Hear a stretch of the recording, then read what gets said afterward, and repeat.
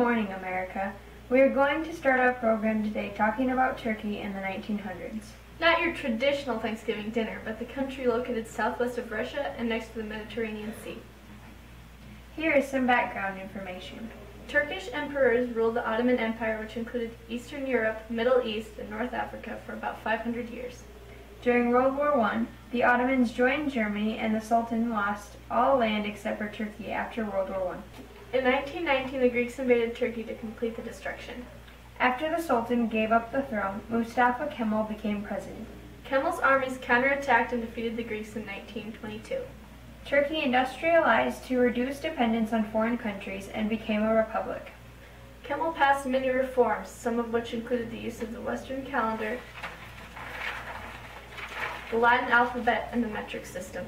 He also rolled out the wearing of the fez and veiling among women. Kemal made the separation of religion and government and also wanted to purify the Turkish language. No words originating from the Arabic or Persian languages were allowed. Kemal died in 1938. Close after, Turkey became the modernized. During World War II, Turkey joined the Baghdad Pact and NATO, then moved towards a democracy. Next, we will discuss authority in Turkey during Kemal's time.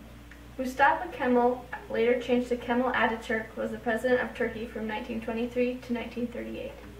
Kemal made up a list of reforms for the country. In 1922, the Sultanate was abolished. In 1924, the Caliphate, traditional religious schools, and Islamic law were abolished. In 1925, the fez, which is a traditional Turkish hat, was outlawed by the hat law, and the veiling of women was discouraged. Also, the Western calendar replaced the Islamic calendar. In 1927, the first census was taken.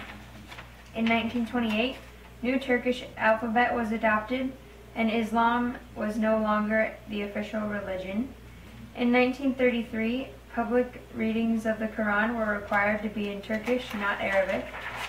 In 1934, women were given the right to vote and the right to hold office.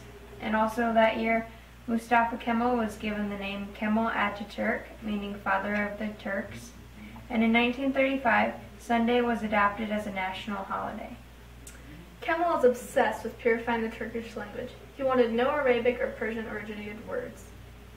Kemal's reforms did result in some conflict among the people of Turkey. In 1929, it became unlawful to use the Arabic alphabet. Ataturk urged his people to look and act like Europeans. A quote from All About Turkey says, "Nevertheless, opposition existed. Specific misgivings about Ataturk's personal dominance took early form in a grouping of his old associates called the Progressive Republican Party. Some also felt that Ataturk was taking the reform program too far, too fast." A plot to assassinate Ataturk was uncovered in 1926 and found to have originated with a former deputy who had opposed abolition of the caliphate and had a personal grudge against the president.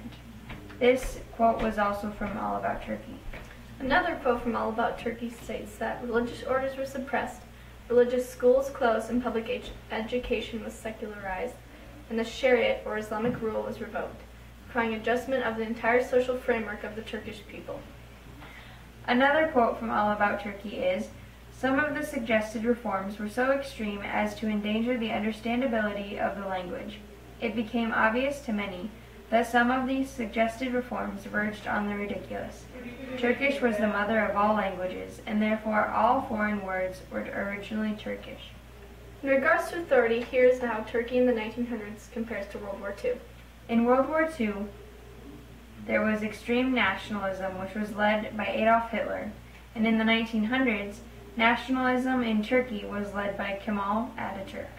Hitler created some conflicts in World War II. In that, Hitler tried to purify Europe and make it all German country. He did not want any Jews, and that resulted in the Holocaust.